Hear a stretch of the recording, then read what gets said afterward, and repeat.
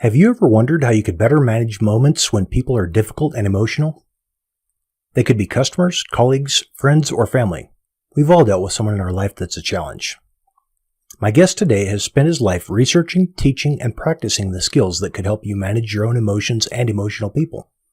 He's taught these skills to huge audiences in many countries, and he's here with me today to share his story as an author, trainer, and an entrepreneur. I'd like to welcome John Faisandier from Wellington, New Zealand. Well, hey, I am so glad to have you on the show. I'll get started asking you a few questions, but I'm excited to be speaking with you today.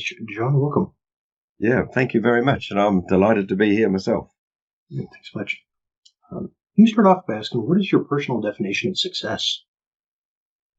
Oh, well, success for me is really about being fully human. I don't associate it really with physical or material things. Although, of course, this makes it easier to feel successful when you do make money or you have a nice house.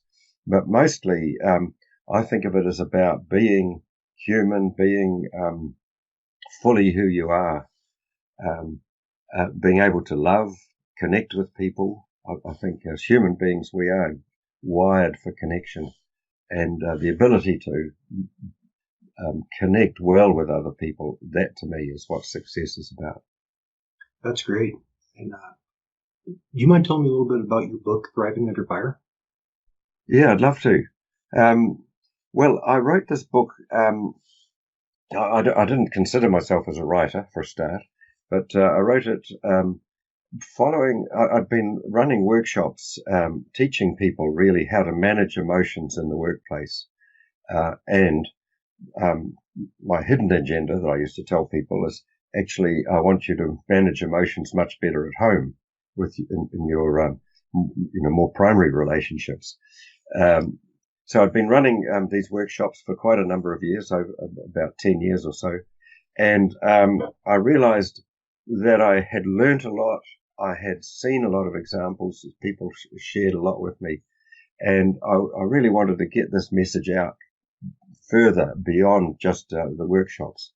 So I was actually on holiday, and my wife used to sleep in quite a lot, and I get up early in the morning. So I thought this is a great time to write. So I planned it out. I'd been thinking about it for a long time. And so I wrote this chapter every day. And I'm a great believer in the power of story. So I wrote this book really about the story of Sophie, who has a cafe, and she's got some young people working for her, and then she gets all kinds of customers coming into her cafe who cause her lots of difficulty, and they're all emotional situations. So each chapter really illustrates one aspect of the training that I do that helps people learn how to manage emotions, their own emotions as well as their customers. And she also has, of course, some family problems. And so as it turns out, I come into that cafe each afternoon. I'm working in that town, and then so we share. She hates training. She doesn't want to do any of this training business. She's a bit of a hard case. And it's a lovely opportunity really to illustrate and tell a story that's got a dynamic to it, and there's a bit of a crescendo at the end. Actually, I wrote it some time ago, and I've been preparing an audio book. And as I've been rereading it, there were moments where I started crying. Curtis, I mean, it sounds a bit funny, but there are such lovely moments that have sparked off and reminded me of real events in people's lives that have touched me. So that's part of the book, and that's what I've been enjoying about That's it. great. Sometimes it's easier to take advice from a parable type story like that, where you can listen to somebody else's story more than just a advice that you should be listening to. I'm excited. As soon as you release the audiobook, I signed up to be notified on your Amazon profile, and I'll purchase that book as soon as it comes out. Oh, great! Yeah. Well, let's. I'll get onto it and get that recorded very soon. Sounds great. Mm. Can you share the steps that you take personally or daily to improve? To improve. Yeah, well, look, it's interesting. I suppose in the years, one of the things that really influenced me a lot in my early life was that I trained to be a Catholic priest and spent 8 years in a seminary, and that gave me a lot of discipline. It gave me a lot of other things that I didn't particularly like, but one of the things is that. And so now I realize the importance of meditation, for instance. So for me now, I meditate every day, just 15 minutes in the morning and 15 in the afternoon, particularly when I miss sometimes, but this makes a big difference. That helps me to stay calm, especially when there are so many things going on. Another thing I do, I go to the gym about 3 to 4 times a week. At my age, what the important thing about going to a gym is doing weights. The other big thing really is thinking of myself as a lifetime learner. So I'm just staying curious about as many things as I can. Love that. And so I love reading. I particularly read a lot around my topic of emotional intelligence, communication. And I just continue. I realize just how many more insights I gain about this from other writers. Particularly like reading books, having written a book myself, knowing how much thought goes into it, as opposed to, I do read blogs and short pieces, and I write a blog a lot. But these are the things. Reading for me is one of the very important ways of continuing to grow. Very good. I'm a huge reader myself. I do more of the audiobooks just because I'm constantly traveling back and forth. And I get in my car and there's always an audiobook playing. Yeah. I enjoy when I've got time to be able to sit down and the rare time that I've got to sit down and just read a book. And yes. I kind of like some of that. Yes. I have listened to a lot of audiobooks, but since moving in, I live now right near the centre of town. I hardly ever go in my car. So I don't get to listen to audiobooks. I got you. But I am very auditory myself, and I love learning that way. Okay. What is your advice for someone making an important decision? Sorry, I just coughed there. In terms of making an important decision, I think stay calm. Calm yourself down and notice what you really want. Notice what's important for you. It's very easy to make big decisions to try to please other people. Now, sometimes you need to do that, of course, if you're in a family and you've got a partner and children. So taking time, don't rush this. I would say the other thing is actually do talk to people. But be aware, some people will tell you what they would do, but it's not necessarily what's right for you. Or they might tell you what would suit them. If you did this, it would suit them better. But again, and often people will tell you what they want to hear or what they think you want to hear, which is also not great advice. That's right. Yeah. So somehow it's like trusting yourself. Trusting that really you're listening to the inner voice. Okay. Yeah. That's great advice. Can you tell me about a specific moment that set you on the path to where you are now? Well, yeah, I guess at one level, the moment I was born, although I don't exactly remember it, but I do know it happened. But more, there have been a number of different things that have got me there. One, in terms of my current business and for business or people just thinking about getting into business, I've been away in my training at that point. I was doing any work I could get. I was new in the business. I'd left an employment and setting out on my own. Been doing it for a couple of years, And we went on a holiday to Europe for about 5 or 6 weeks. And I came back and realized that I didn't have any really strong contacts. My marketing had gone right down. I've been learning through National Speakers Association, which was a great help for setting up in business, about getting a niche, as we say here, a niche. And I was thinking, I need a niche, I can't find one, and I wish I had one. I see other people have got one. Well, what I realized was mine was right in front of my nose. And that is that I've been, because I'd trained in psychodrama and I worked with drug and alcohol rehabilitation, I was very aware of the emotions that move people and affect people's lives.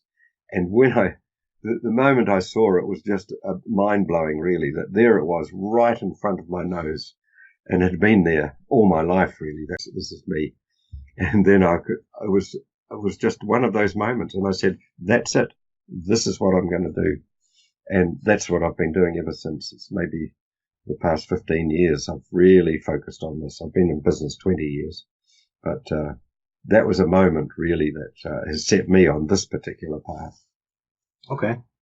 It's great. That emotional intelligence plays a huge part of whether it's business or relationships or whatever we do. I think a lot of people don't realize how important that is, understanding how to communicate and how to, even like the 5 love languages and from books like that, how to understand what other people are saying to you, not only how to communicate your own point. So yes. I am real excited about listening to your book, and I may buy some paper copies as well to give to our employees at our retail stores. Right. Yeah. Well, the thing about emotional intelligence, there's an awful lot written about it. And you could do a PhD. Well, people have done PhDs in this. But it's not about the intellectual knowledge. What, for me, makes the difference is what do you actually do when somebody is in front of you and they are upset, or they're saying something that is challenging to you, even accusing you, which, why they're saying these things is because they are upset. And so the first thing that I do teach, and it's just so vital, is how do you calm yourself down? And if you, I teach a little bit about this around how the brain functions, and when you know that you can calm yourself down by breathing, by naming your emotions to yourself. Just came across a lovely term that Daniel Siegel, who wrote, is a neuroscientist, to name it is to tame it with your feelings. So if you can name them, you can tame them, and then they can be your friends. But before you can name them, and so that helps calm you down, and also then to generate more thinking about what else is going on for this other person. That will get your brain going. So those 3 things, just so practical. And if you can do those, then you can actually tell the other person, let the other person know, acknowledge their feelings and almost name their feelings for them. So you're feeling really upset at the moment. Just saying that to another person can have a huge influence on them. And it's a very simple thing. It's just difficult to do. So I put it in, there's a number of other things around that can help. Very cool. And being able to put yourself in someone else's shoes seems to be a rare quality that a lot of people don't possess. But you can tell when if there's something where I've been upset, I'm speaking with somebody, and maybe I'm not handling myself the way I should. And you can always tell when there's somebody that has taken time to study books like yours and be able to put themselves in their shoes. And it's always refreshing to, you can't be mad at somebody like that no matter how hard you want to stay mad at them. So. Yes. Yeah. One of the reasons it's so hard to put yourself in the other person's shoes is because it's disturbing. And, it does affect you. So this is not just a technique. It is actually allowing yourself to feel what the other person feels. The difference is when you can manage that feeling yourself. so you don't get overwhelmed by it. And then you can be with somebody for that time, and then you can leave, without being unduly, disturbed yourself. And a lot of it did take me quite a few years training. To become a trainer in psychodrama took me over 20 years, 10 years to qualify, and then another 10 years to be a trainer. So a lot of that work was dealing with my own stuff so that I didn't get upset by other people's distress, that I could be with them. But I'm still nevertheless affected by being in somebody else's shoes, because they pinch. Is the short answer. I like that. Yeah. That's good. So we've talked a lot about your book, Thriving Under Fire. If you could recommend another book for our audience, one book, what would that book be? Well, one that's impressing me right at the moment is Brene Brown, Daring Greatly. But she's got a number of other books. I've got one here, The Gifts of Imperfection. Is a great book that I've been reading. This one it links in very well with my kind of teaching, and the more we can understand our vulnerability and how shame and these other feelings that we can't express them, how difficult it is to express them, and they keep us somehow or other shut down. So it's a way of just becoming more authentic as yourself, living with what's real. So that's why I love those books, her books. And both of those, I've read the first one, Daring Greatly. That was a great book. I've listened to a few of Brene's books. Is the Gifts of Imperfection, is that her book as well? The Gifts of Imperfection. That's she's put that out. I'm just looking at the date when it came out. Oops, you can never find the right page. 2010, in fact. That's a 2010 book by her. I'll have to check that one out as well. I like a lot of her stuff. Yeah. What character traits do you value the most? Well, I think the character traits in people, I think there's something just about people being themselves, allowing themselves to be seen, to me is a huge character, something that I really value. It's something that I struggle with myself. I mean, particularly the time when I was a Catholic priest, I had to live within a shell, and pretend to be somebody, and somebody important, somebody a bit holy and a bit different. But actually, it was very difficult for me just to be myself. And in the 30 years since then, so it's that long since I was a priest. It's been, and before, it's been my constant challenge, really, to be myself, to show who I am, to be present with people. Those are traits, and all connected with that. There's honesty, discretion, various things, that sort of surround that. That's great. I've got a very close friend that I just got off of crutches and wheelchair and that stuff from a real bad mountain biking accident where I spent 24 days in the hospital. Almost lost my right leg over a mountain biking crash that I had. But I've got a very good friend that I bike with a lot, who is he's the preacher. He actually runs the downtown Vineyard Church. And Paul is just a really great. I love that he is open and honest and not putting on a shell like you see a lot with priests and preachers and different folks that are expected to be in a certain box, or where they everybody sees them as Mr. Whatever, or very cool that see people that are in a position of authority where they're still just who they are, and they're open and honest up front, and just a real person that you can really get close to. Yeah. That's the thing I respect a lot about Paul. Paul was my friend. Yeah, they're a real gift, those people, aren't they? Especially when they've got those positions of authority or, status, some kind of status. Yeah, And so that, for me, is my constant challenge, really, and my constant drive is just to be with people in a real straight kind of way. that's awesome. Just who I am. Cool.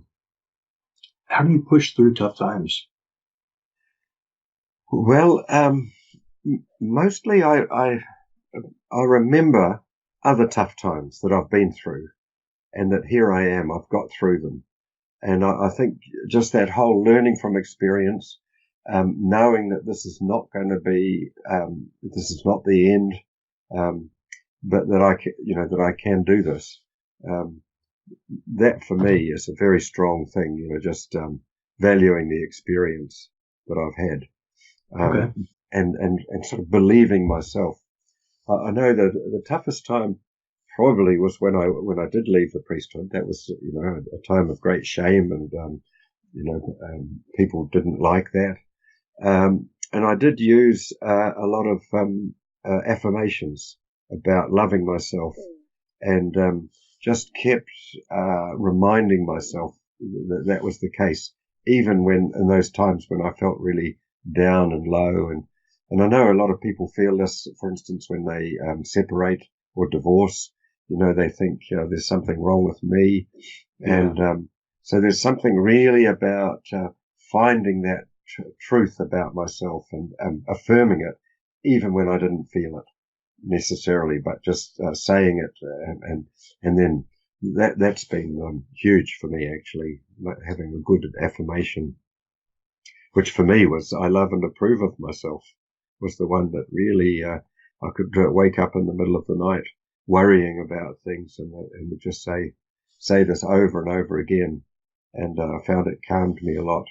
And it's true. It's now very true that I do love and approve of myself. That's awesome.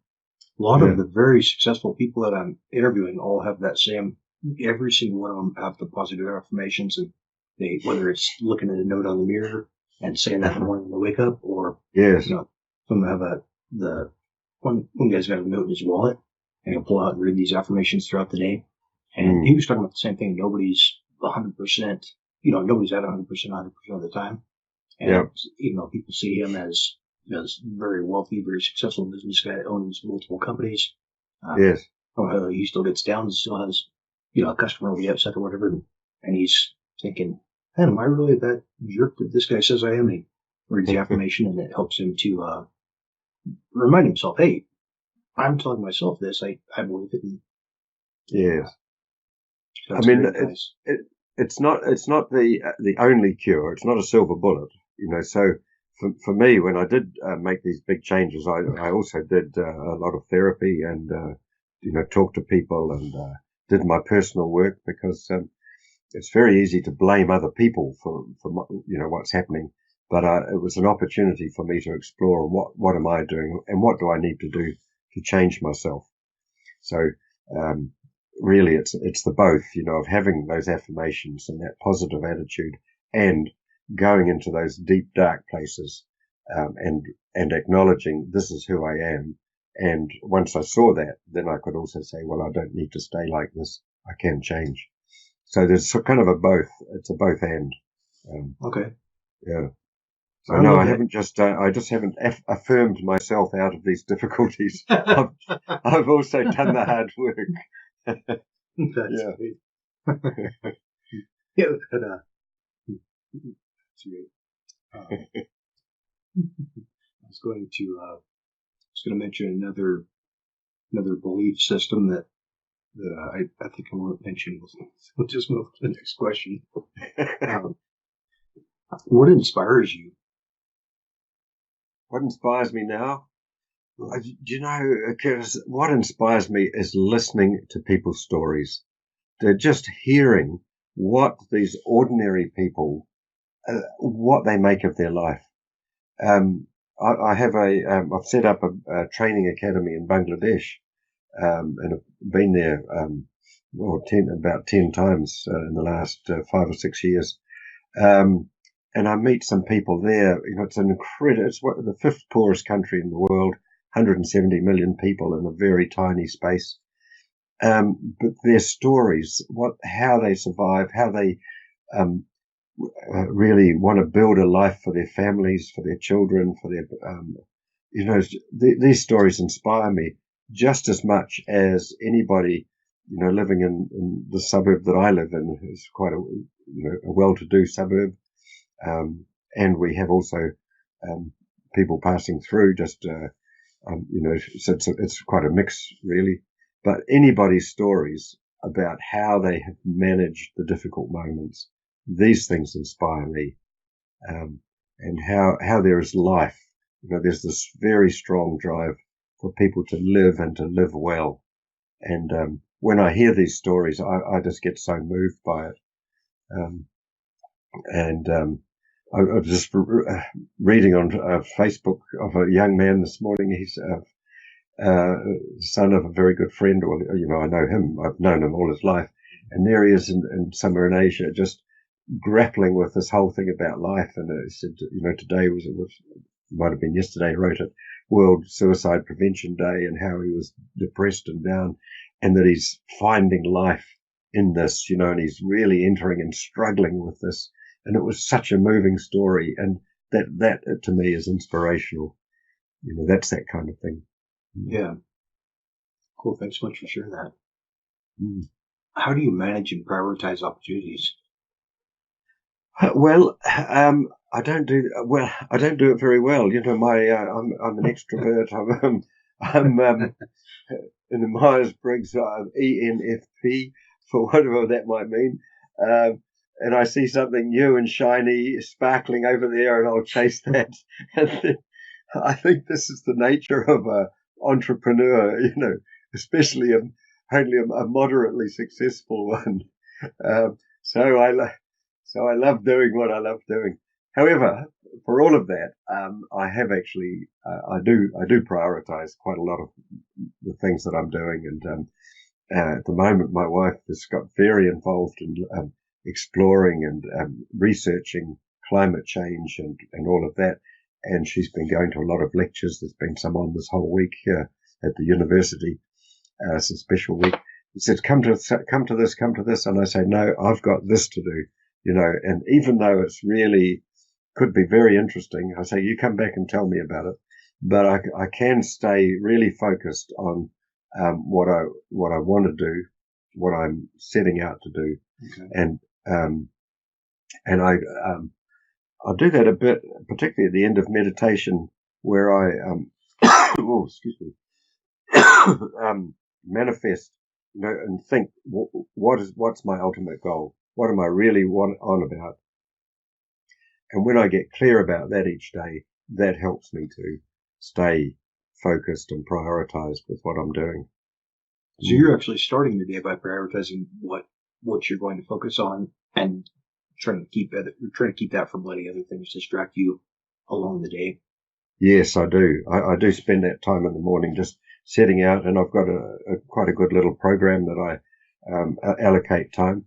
Don't always do it perfectly, but at least it gives me, and I know what I do want to do, and particularly some of those other tasks that are not always easy to do for an extrovert, like writing my blog and things, and other kinds of things. But I do get a lot more done that way. Helps me to prioritize. Okay. Like that advice as well. What advice would you give to your 18-year-old self? Well, now when I think about that, when I was 18, I did say, I can remember very clearly saying to myself at that time that I wouldn't judge myself for anything I'd done up till then, because I thought, a lot of those were childish things, and I could have been scornful of them. So I do remember that, but I think looking back now to the 18-year-old, I would say, be a bit more true to yourself, what you really want to do, rather than pleasing other people. I was a people pleaser right from very early on. As a 3-year-old, I worked that out. That's the best way for me to get on in this family that I grew up in, and I got lots of reward for it. So, but actually, working out really what I wanted to do myself, and not pleasing, and sort of making a decision, taking a stand really, and saying I'm going to do this, not that. Okay. I think that's what I would say to my 18-year-old. I'm not sure every 18-year-old needs that. Maybe quite a lot of them already know that very well. They might need to learn how to be people pleasers a bit more. But so it's not for that advice is not for everybody. Thank you. Man, I sure appreciate your time, and just thanks so much for being on the show today. And it's I'm excited to be able to share your advice and the wisdom you shared with us today. Yes. Well, that's thank you for having me. I'm delighted to be here, and I'd love if any of your listeners do want to make contact, they can do that. I'm sure you'll be publishing my website, and they can get a free blog that I do each week, and also there's an ebook there that they can have. We'll give you that link to that on making an apology, how to make an effective apology. Okay. And you mind? I've got the site here that will be linked in the show notes. But you mind just telling us how to find your site? Yep, it's www.tuf.co.nz, and there's probably a / in there. I think that will relate to your particular program. Okay. Which I can. Probably inspiration, is it? Anyway, the program is Success, Motivation, Inspiration. But yeah. So we'll do / success. Okay, sounds great. www.tuf.co.nz / success. Perfect. And that will get them a free ebook. It's very useful because we're always getting it wrong with people. So we need to, the ability to make a good, effective apology is a great way to reconnect with people when things haven't gone well. Sounds good. I'll send that link over and let all my employees check it out as well at the retail stores. Great. Like I said, I'd like to share your book with everybody, and I sure appreciate your time this morning. Thank you. Lovely. It's early morning for you. It's late afternoon for me here. We're in different parts of the world, huh? Yep. We're waking up here anyway. It's not that early anymore. All right. Hey, thanks again.